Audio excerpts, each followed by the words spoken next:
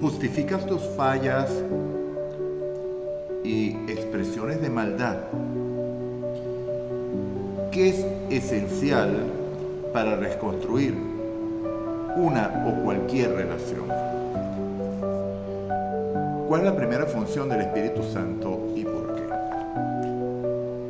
Para poder tener las respuestas a estas tres preguntas, quédate en el video porque vamos a desarrollar la lección para el día 1 de junio, directivas del Espíritu Santo. Les recuerdo, estamos estudiando la lección número 10, arrepentimiento y perdón.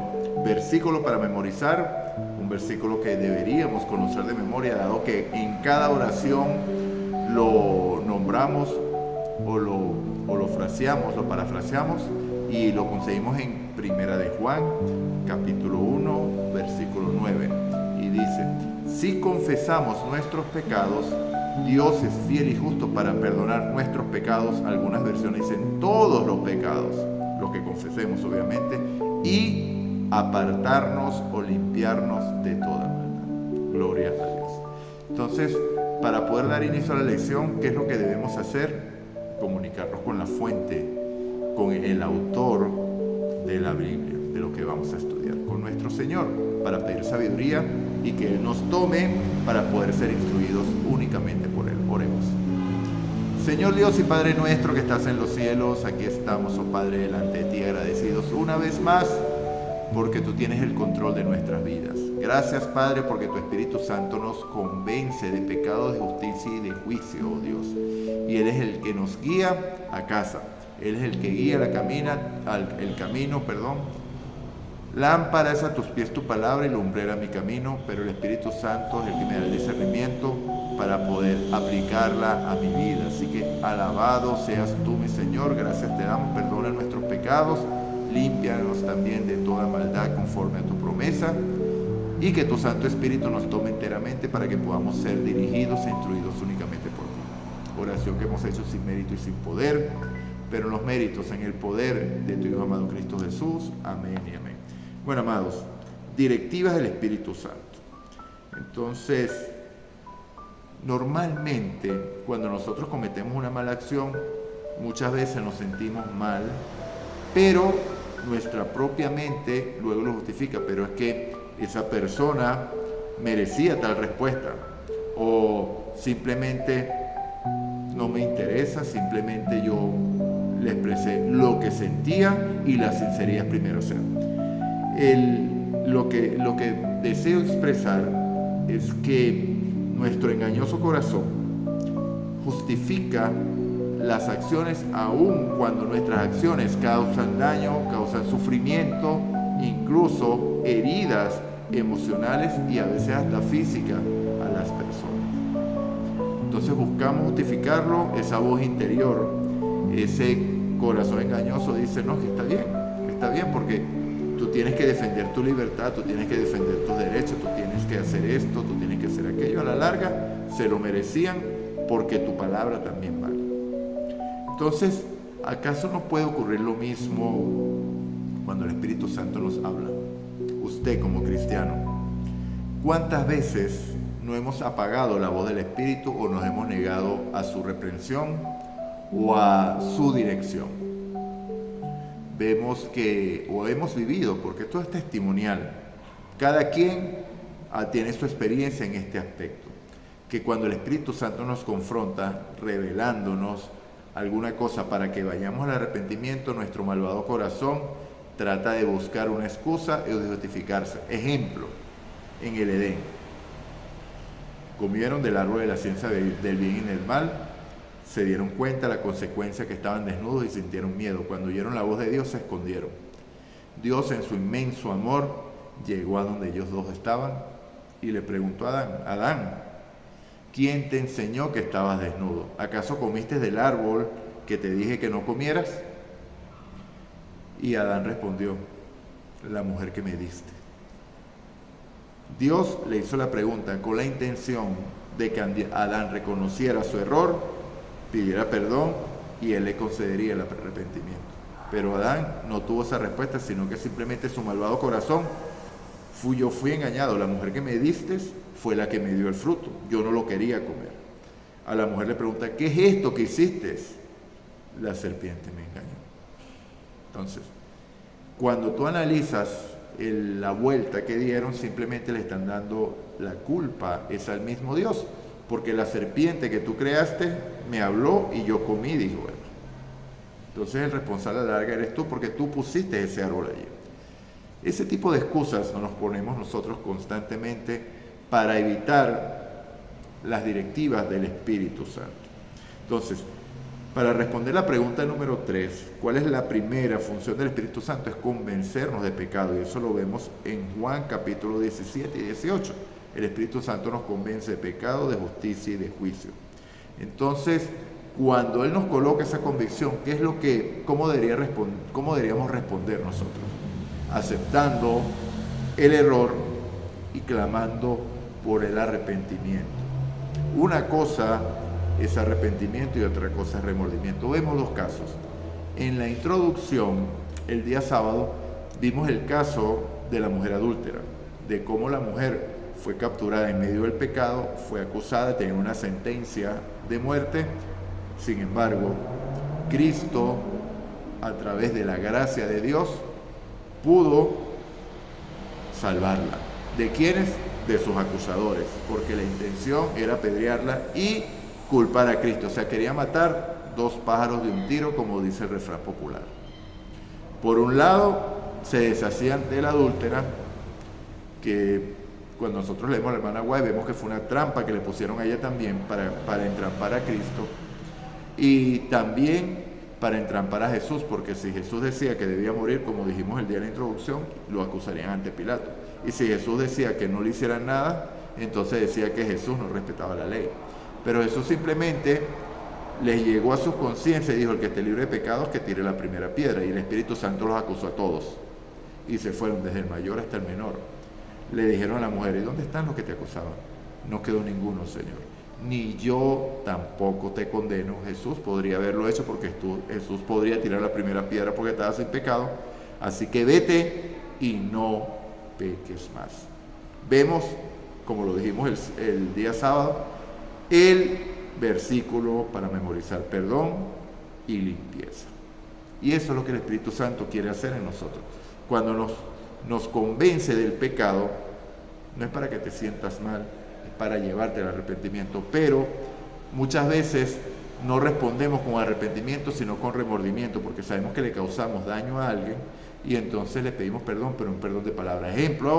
Un ejemplo de remordimiento: Judas pensó que al vender al maestro las consecuencias no iban a ser las que sucedieron, la crucifixión y muerte de Jesús. Judas nunca pensó eso.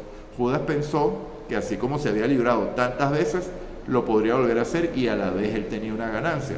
Pero cuando vio la negativa y cómo se había llevado a cabo la cosa y cómo Jesús había sido apresado, cómo lo golpeaban, quiso devolver el dinero para que soltaran a Jesús, porque veía el daño que había causado, porque él dijo, he condenado sangre inocente. Pero esa fue una expresión dada de su corazón, una expresión correcta del corazón en ese momento, inspirado también por Satanás, porque sabe que cuando te acusa del pecado realmente, tú vas a ir a la desesperación. Caso también de Saúl. Entonces, ¿cuál fue la decisión que tomó Judas? En desesperación total, quitarse la vida. No hubo arrepentimiento, porque si hubiera habido arrepentimiento, el Espíritu Santo le restaura. Pedro, el caso de Pedro: me vas a negar. No lo haré. Tú andabas con él. Yo no conozco a ese señor. Hasta tu forma de hablar te delata. ¿Cuál forma de hablar? Y empezó a decir un poco de palabrotas ahí. Cantó el gallo y Pedro pudo ver a Jesús a los ojos y lloró amargamente en un profundo arrepentimiento. ¿Y qué pasó? Después, cuando Jesús se consigue con él en Galilea, las mismas veces que Pedro lo negó, las mismas veces que le respondió, pero la última fue la que demostró que había aprendido la lección, que había sido un arrepentimiento genuino, porque dice: Pedro, ¿tú me amas? Señor, tú lo sabes todo. Y tú sabes que te amo. Apacienta mis corderos. Entonces, Pedro fue restaurado en ese momento porque hubo un arrepentimiento genuino. ¿Ven la diferencia? La mujer adúltera no pecó más. ¿Por qué? Porque la boca de Dios lo dijo, la boca de Jesús.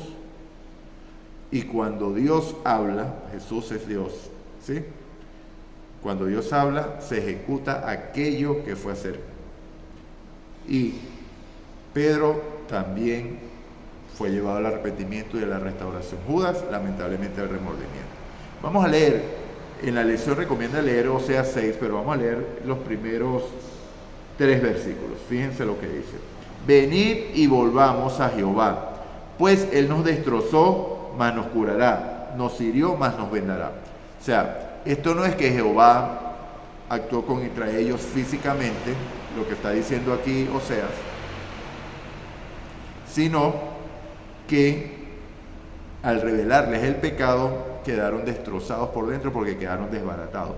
Pero Él restaurará porque dará el arrepentimiento y la restauración. Versículo 2. Después de 2 días nos hará revivir, al tercer día nos levantará y viviremos delante de Él. Esforcémonos por conocer a Jehová, cierta como el alba es su salida. Vendrá a nosotros como la lluvia tardía y temprana que viene a la tierra. O sea, eso es una alusión directa al Espíritu Santo, lluvia temprana y lluvia tardía.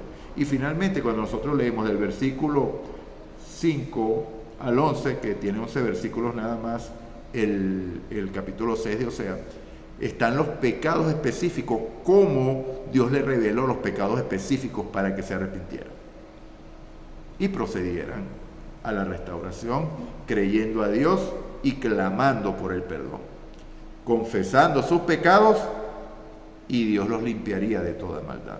Recuerden el Proverbio 28:15. El que confiesa sus pecados y se aparta, alcanzará misericordia. Pero el que se queda con ellos, no prosperará. ¿Okay? Entonces vamos a leer una cita de la hermana White que conseguimos en Deseado a Toda la Gente, páginas 271 y 272, que me pareció excelente. La cita dice así: considera el papel del Espíritu Santo en el proceso de reimplantarnos en la vid. Eso es lo que dice Juan 15:4. Él es la vid, nosotros somos los pámpanos. Separados de Él no podemos hacer nada. Y aquí empieza la cita. A menudo nos apenamos porque nuestras malas acciones nos producen consecuencias desagradables. Pero eso no es arrepentimiento. Tristeza por las consecuencias. Pero eso no es arrepentimiento. El verdadero pesar por el pecado es el resultado de la obra del Espíritu Santo. El Espíritu revela la ingratitud del corazón que ha despreciado y agraviado al Salvador y nos trae contritos al pie de la cruz. Cada pecado vuelve a herir a Jesús. Lloramos por los pecados que le produjeron angustia. Una tristeza tal nos inducirá a renunciar al pecado. Elena de White, El deseo de toda la gente, páginas 271 y 272. Cuando aquí dice que le volvemos a causar heridas a Jesús, no quiere decir que vuelve a ser crucificado porque fue crucificado una sola vez. Muchos malinterpretan la cita y dicen, pero eso es una falsedad, porque Hebreos dice que fue crucificado una vez y para siempre, y es la verdad. Pero ¿cómo lo herimos? En los sentimientos. Le causamos dolor a Cristo cuando volvemos a pecar ya siendo salvos. Y hay declaraciones bíblicas, son terribles, porque por lo menos puede leer Romanos 10:26. Puede leer segunda de Pedro, de cuando el que ha conocido la verdad y vuelve a revolcarse en el lodo, ya el estado postrero viene a ser peor que el primero. Entonces, mis amados, el Espíritu Santo actúa con nosotros. Entonces, justifica tus fallas y expresiones de maldad. Todos hemos cometido eso, todos hemos faltado por eso. ¿Y cuál es esencial para reconstruir una relación con cualquiera? Primeramente con Dios, el perdón. Dios está más dispuesto a perdonarnos que tú a pedirle perdón. ¿Estás tú dispuesto a pedirle perdón a Dios por los pecados que has cometido? ¿O tu orgullo no te lo permite reconocer el pecado cuando el Espíritu Santo te lo muestra? El perdón es esencial para restaurar cualquier relación. Y hablando de relaciones, cuando existe una fractura en una relación, ¿quién es el primero en que debe pedir perdón? ¿El agraviado o el que agravió? La respuesta es sencilla. El que está más cerca de Dios es el primero en buscar la reconciliación. Bueno, mi amado, hemos culminado la lección del día de hoy. Vamos a orar y culmino después de la oración. Hago la última pregunta del autor, que está muy buena para que nos lleve a la reflexión. Padre nuestro que estás en los cielos, aquí estamos delante de ti una vez más agradecidos, Señor, porque tu Espíritu Santo nos convence de pecado y nos indica dónde estamos fallando, oh Padre. Perdona, oh Dios, nuestros pecados, límpianos también de toda maldad, y que tu Santo Espíritu nos tome enteramente, que nos indique, Señor, el camino por el que debemos transitar. Ayúdanos a no bloquear la obra del Espíritu Santo, a no entristecerlo, a no contristarlo, Señor, y aceptar tu reprensión y tu diagnóstico para con nosotros. Guíanos, oh Padre, y ayúdanos. Clamamos esta oración en el poder y en el nombre de Jesús. Amén y amén. La pregunta del autor dice: ¿cuándo fue la última vez que fuiste reprendido o llamado al arrepentimiento por el Espíritu Santo? ¿Cómo respondiste? Ora ahora mismo pidiendo a Dios que enternezca tu corazón.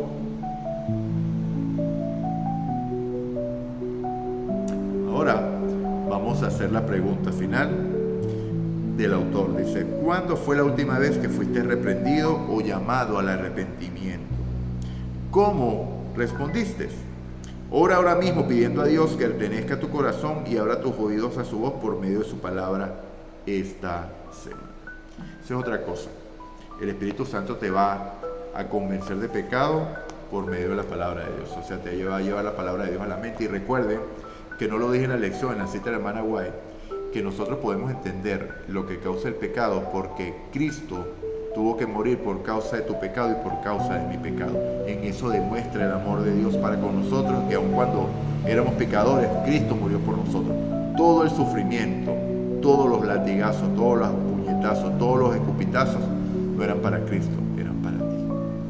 Tú te lo merecías, yo me lo merecía, pero Cristo los tomó por amor a ti. Entonces, cuando entendemos ese gran sacrificio que fue personal, Él lo hizo por ti, por lo que tú hiciste, que Él lo tomó como si lo hubiera hecho Él para darte su justicia, entonces ahora entendemos el dolor y el pecado pasa a ser extremadamente pecaminoso y aborrecible. Porque ¿qué es el pecado para causar este tan gran mal?